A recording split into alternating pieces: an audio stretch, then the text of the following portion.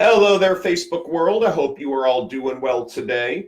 Bill Griesmer here from Stonegate Capital with a report on some note investing tips and information for you. Last week, we covered the first three factors of note value that help determine the value of a note. And as promised, tonight we will go over the last three of those. So number 4 here is the terms of a note. Generally, the higher the better on the interest rate. There's 3 or 4 factors here that determine the terms. Again, the first is the interest rate. Generally, the higher the better. 2 quick notes about this, though. Sometimes on a performing note, it can be the case that a higher interest rate is not necessarily better. Why is this? That's a really good question. Think about it. If a bank writes a note to a borrower and say one borrower had a 550 credit score and the other person had a 700 credit score, they are probably going to offer a lower interest rate to the person with the 700 credit score. Why? Because that person is shown to be a better risk. So you can buy the performing note with the better interest rate, but there are some times where they will be worse risk. And then the other thing is it's worth noting that the interest rate on the note is not what we will get as a return on an investment. The reason for that is because we're buying the note at a discount. If we were to pay just exactly the par value, what's known as the par value means I'm paying you exactly the unpaid balance, then that would be in fact the case. But again, in our business, we generally buy notes at a discount. Another factor of the terms that we look at is the amortization. That's a big fancy 50-cent word for just how long it is that that note is going to last. Generally, when a note is originated or when it is started, most banks will try to do it like in a round number, say for 10 years or 15 years or 20 years or 30 years.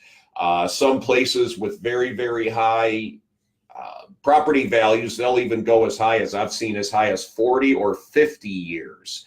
And they're doing that, of course, to try to keep those monthly payments down to a lower rate as possible. So anyway, though, generally speaking, the longer the amortization period, the less that note is worth. And this makes sense if you think about it. If I borrowed $100 from you, would you rather that I paid you back in 1 month or 1 year? Almost everybody would rather have their payment back in 1 month because then you can, spend your $100 again. One other thing that is part of the terms then is if there's a balloon payment. Sometimes with a balloon, what that means is that at a certain point in the future, say after 7 years, for example, is pretty common, but it can really be anywhere.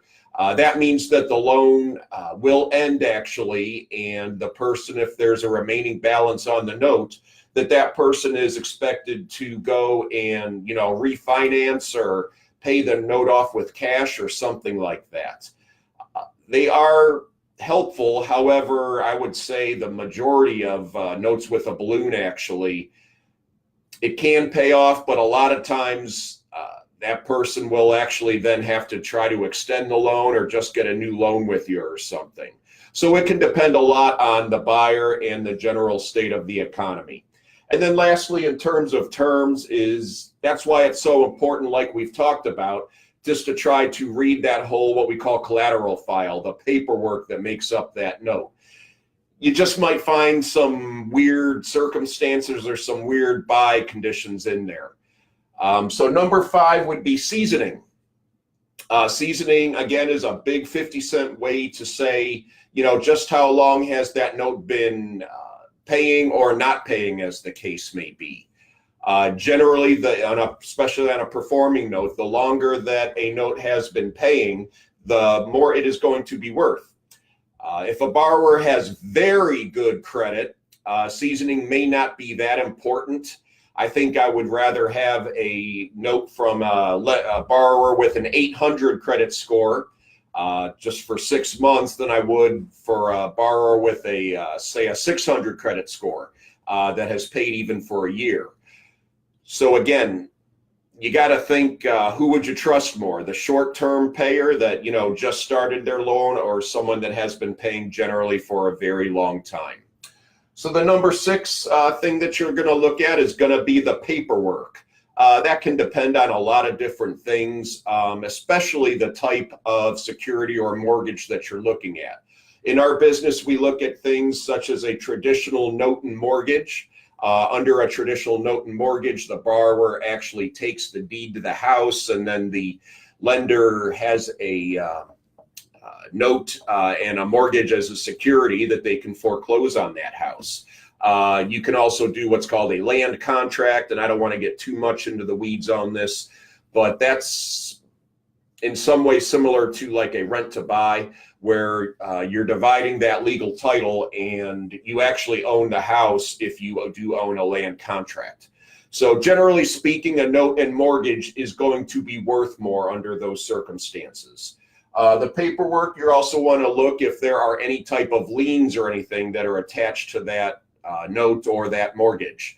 Sometimes they can be stripped away, and stripped away means basically the investor does not have to pay. And then sometimes they can't be. So again, you just want to look through all your paperwork and make sure that you know what you're getting, and make sure that you are buying a legally enforceable lien. Then any title issues, that would be part of your paperwork. By title issues, anything that might trip up, your claim against that house. Easy for me to say tonight, if it ever came down to that. And then lastly, part of the paperwork would be record keeping. Someone just called me and offered a note to me just within the last couple of weeks. And so I just asked them some very specific questions, nothing too hard, but it was pretty clear they had just been doing all their own servicing. They weren't 100% sure of the unpaid balance and some other really key factors that really are important. After all, that is what I am buying. That's what I would be putting my hard-earned money against. And, I told him, well, he said he was working with an attorney and the attorney might have that. So I said, well, go talk to the attorney and then get back to me and we can talk about it more. But as it stands, there's a very small chance I would be buying that note. So we covered the top 6 then. So you might be thinking, well, what if a note has, some good things and some bad things? Well, that's the real world. There is no quote unquote perfect note that is going to check off every single box and be perfect. So what you're trying to do is kind of balance these factors against each other. And that is the perfect segue into my lead-in for next week. So next week you want to turn in, and we're going to talk about some very common real-life examples of some people in different stages of their life or different circumstances, and what they might be looking for in a note, what might be appropriate for them. And we'll talk about that next week. And I see we've got, 5 or 6 people on here. Does anyone have any questions or anything tonight? It's a holiday week. I didn't want to keep you guys on all night tonight, but I'm really happy to see everybody tuning in. That is great. So, okay, doesn't look like we have any, but thank you very much for listening, everybody. Hopefully y'all got something out of that. You can take a screenshot of that if you need to. And like I said, next week we'll talk about then some real life examples and the different things that, different types of notes that might appeal to different people. Okay, thank you again, everybody, and have a great night. And hopefully you enjoyed this new equipment. We were really playing around with this, and I think we're really starting to get this down. All right, thanks again. Have a good night. Bye-bye.